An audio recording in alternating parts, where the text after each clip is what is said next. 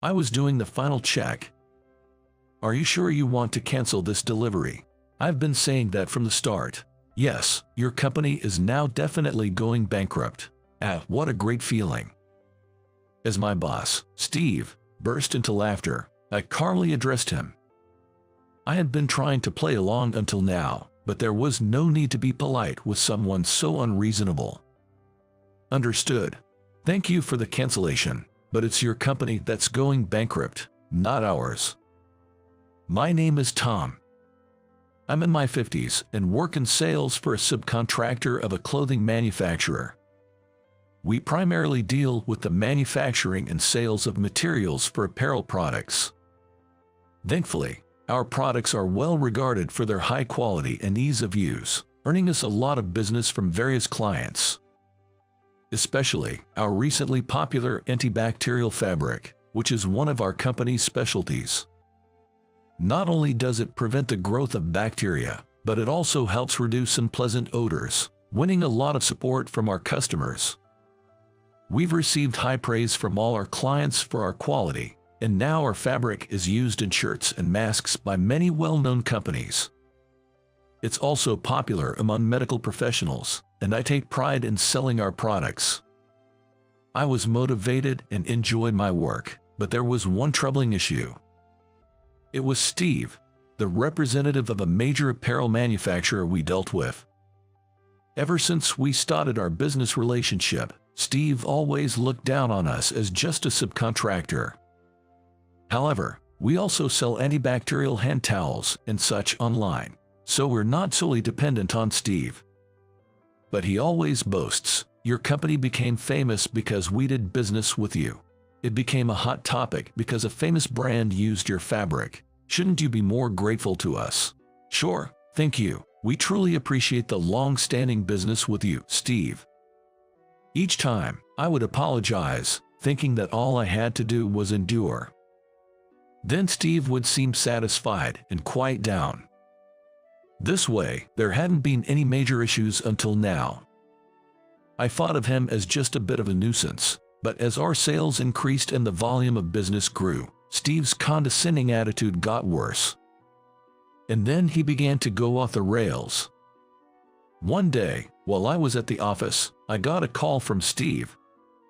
"Tom, our new product launched last month, the successful Man's Antibacterial, odor-free t-shirt, has been a huge hit.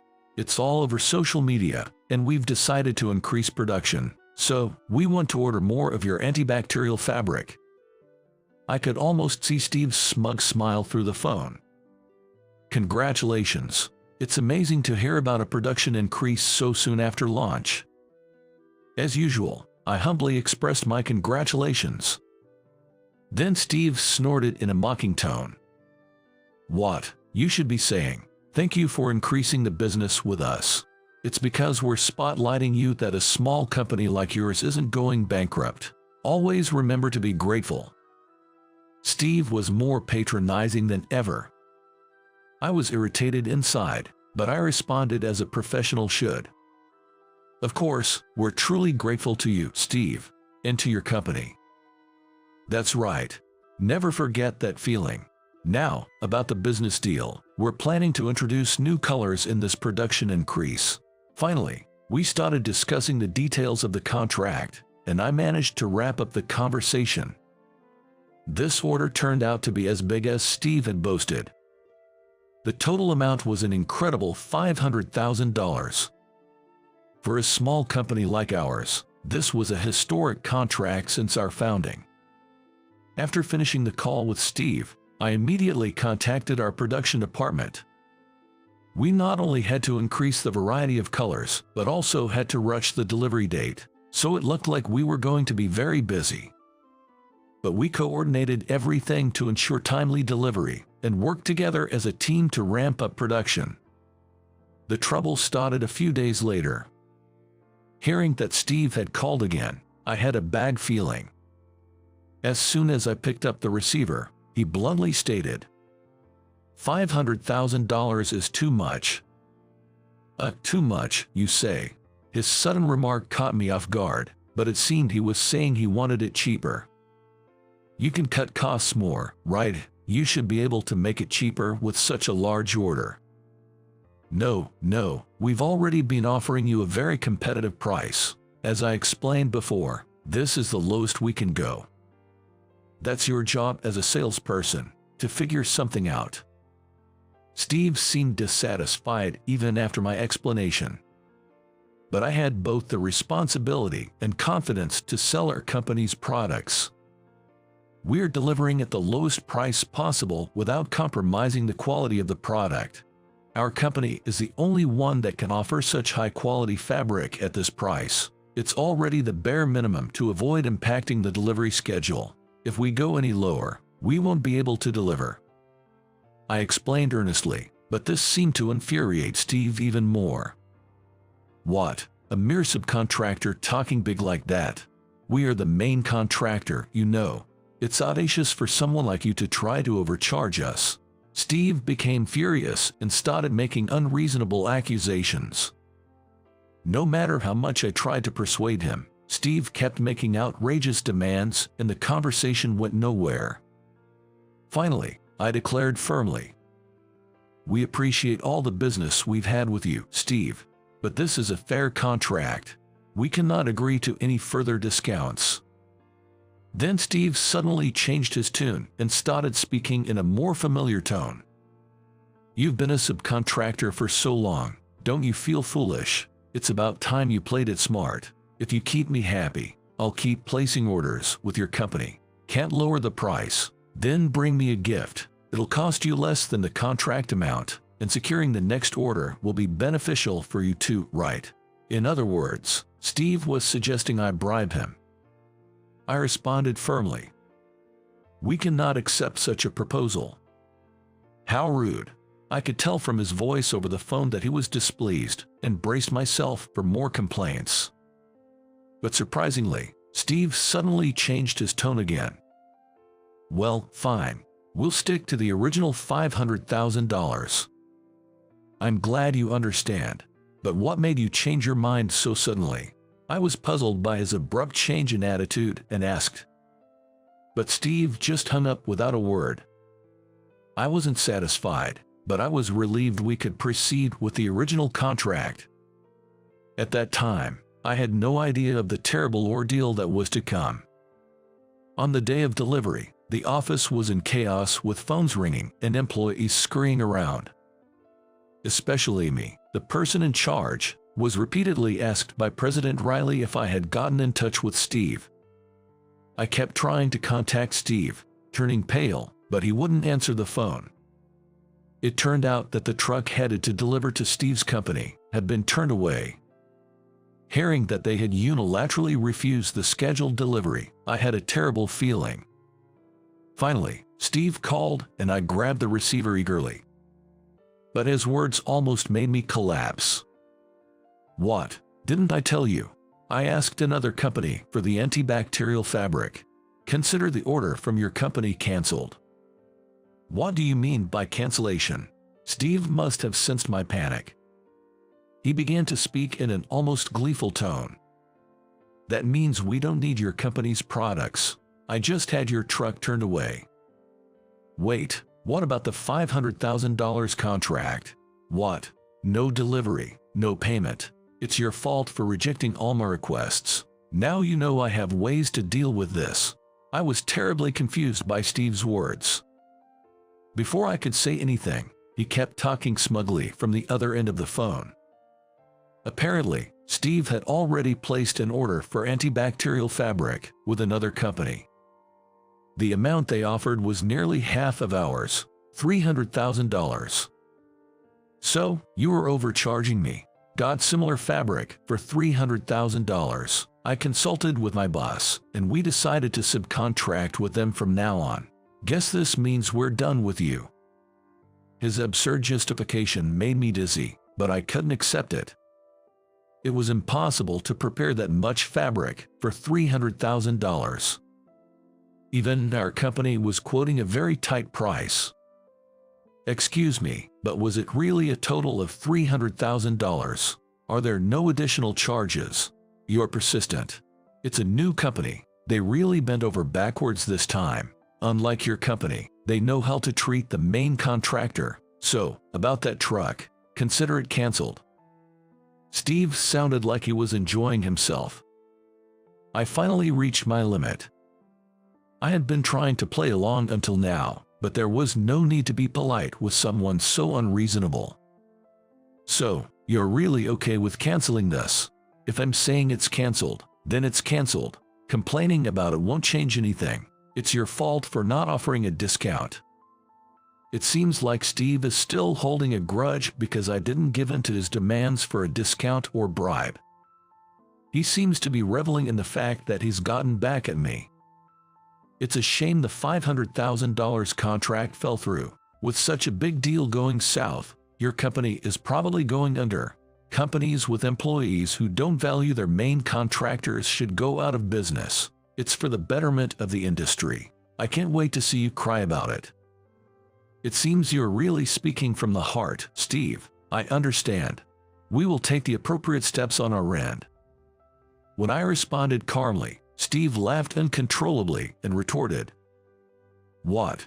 What can a nearly bankrupt subcontractor possibly do? I'm telling you that you are greatly mistaken. Furthermore, your unreasonable behavior up until now cannot be overlooked. It's time for you to start taking responsibility for your actions, Steve." Even after I said this, it seemed Steve didn't get it. Far from showing any remorse, he only gave flippant responses, further provoking me. I did one final check. "So, you're really sure about canceling this delivery, right? I've been telling you that from the start. Yes, your company is definitely going bankrupt. Oh, what a great feeling." As Steve burst into laughter, I calmly addressed him. "Understood. Thank you for the cancellation, but it will be your company going bankrupt, not ours." My response must have been unexpected. Steve stopped laughing and muttered, "Huh," before falling silent. I didn't mind and proceeded to give instructions to my team. "Everyone in the office, the contract has now been officially canceled. Please proceed with the necessary procedures." I announced it loudly enough for Steve to hear over the phone. He was sensing something unusual. Steve started to say something in a panic, but I hung up without waiting. A few days later, Steve called back. "Hey, it's me. I'll recontract with you, so bring the products over now. I'll buy everything this time. Hurry up," he was shouting as soon as the call connected. I calmly replied, "It's been a while. Our dealings with your company have concluded, but what can I do for you today? I'm saying I'll contract with you again. Stop being stubborn and bring the products over now." It seems the situation was as I expected. I asked politely, yet with a smirk, "But I thought the contract was canceled." "Yeah, but I think your products might still be useful, so I'll recontract. Stop arguing and bring them over today. You must have some left over, right? Be grateful I'm buying them." Steve's arrogant attitude hadn't changed at all. I was completely fed up. "Unfortunately, the products you canceled have already been purchased by another company." When I mentioned the company's name, Steve let out a strained cry. "What? You contracted with our rival company? You've forgotten all the favors I've done for you over the years. There's no need to worry about our bankruptcy. We've already secured a long-term contract with them. Goodbye." As I was about to hang up, I heard Steve's panicked voice, but I put down the receiver anyway. A few hours later, Steve unexpectedly showed up at our company. Sweating and desperate, he approached me aggressively. "Please, deliver those products to us, even if it's just what you have now. Bring them over immediately." As I said, they've already been delivered to another company. We don't have any excess stock. "Then there are no products left. Damn it, then you should come to our company and apologize. Production has stopped because of you. You fix this. Don't be unreasonable. It was your decision to cancel the contract. Besides, you should have purchased the necessary fabric from the new company, right? You were boasting about it just the other day." When I pointed this out, Steve suddenly fell silent. Internally thinking I knew it, I continued. I've heard not so great things about that new company. Their quotes are low, but they only deliver poor quality products or ones that don't meet the standards. Did they give you defective items? Steve, you knew about this. Why didn't you tell me? Steve became defensive upon hearing this. Their inferior products had no antibacterial function, and the colors were completely different from what we specified. And not just that, the person in charge ran off with the money. The money? Are you talking about the $300,000 contract amount? I blurted out in surprise, and Steve collapsed on the spot, wailing. It's all because you didn't lower your price. What are you going to do about this? The new company's contract stated that any product can't be returned in exchange for the low price. If we can't continue production, my boss will find out what I've done. The new contact person, after the previous one ran off with the money, says the company wasn't aware of such a contract. It was all the former contact person's doing. I'm really in trouble. If this continues, I'll be fired.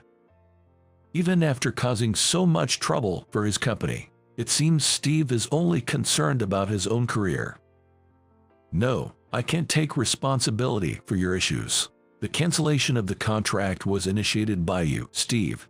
Plus, our company has already signed a new contract with another company. We no longer have any dealings with you. Finally, it seemed Steve understood his situation. He looked at me in panic and said, I might have gone too far before. I apologize for that. So, could you please deliver the products? Even just what you have now, please. You'll bill us later, right? We have a long history, you and I, Tom, right? After looking down on us for so long, he changed his attitude completely when he found himself in trouble. I had no intention of being kind to Steve. You've been treating us like just a subcontractor, forcefully conducting business. Have you forgotten the last-minute cancellation without any notice? When I spoke firmly, Steve seemed uncomfortable. Mumbling something, he looked down. As I said earlier, our company has already contracted with a new company. Far from facing bankruptcy, our client base has expanded, and our business is thriving. The one in trouble seems to be your company, with the damages from the contract you messed up. Anyway, there's nothing I can do for you. I conveyed this calmly, and Steve looked even more downcast. But there was one more thing I had to tell him. Also, I'm not sure if you forgot, but did you check the cancellation clause in our contract with your company? Cancellation clause. What about it?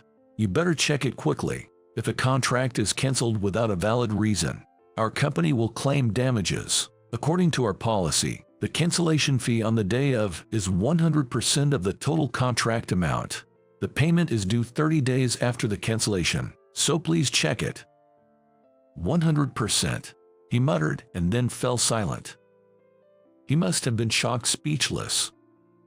On top of the $300,000 the previous contact person at the new company ran off with, now there's a $500,000 damage claim from us. It's an amount Steve couldn't handle. I can't pay that. That's not my concern. You better go back to your company and consult with your boss. But doing so will reveal that you unilaterally terminated the contract with our company and even asked for a bribe. I continued speaking to Steve, suppressing a laugh. It's because you looked down on us, thinking we were just a subcontractor and your company was doing us a favor. Now you're going to have a tough time, Steve. Brace yourself and take responsibility for your actions. My words seemed to be the last straw. Steve stood up with a pale face and staggered out. Revealing everything to his company would surely lead to severe reprimands. Later, I heard through the grapevine that indeed, all the products Steve had independently ordered from the other company were defective. Further investigation revealed that those products lacked the essential antibacterial function. The former contact person at that company had absconded with the $300,000. The fact that Steve forced an unreasonable contract on our company, asked for bribes, and then canceled on the day was also exposed. Steve was fired for causing significant losses to his company. Of course, our company claimed damages. Steve had a wife, but she was furious about his blunder and divorced him. She had already returned to her parents' home. Steve sold his house and all his assets and disappeared. Ken, Steve's successor, was the complete opposite of him, a very earnest person. He came to our company to apologize for the trouble caused by Steve and to clean up his mess. I know it's a lot to ask, but could you please consider restarting our contract with your company?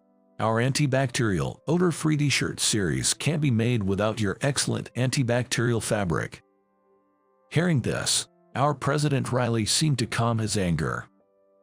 The contract was officially resumed, and we're receiving more orders than ever. Furthermore, because of my role in acquiring a new major client during this turmoil, I was promoted. Despite all the trouble Steve caused over the years, I might have to thank him for this outcome. I renewed my determination to continue working with pride in our products and in my sales job.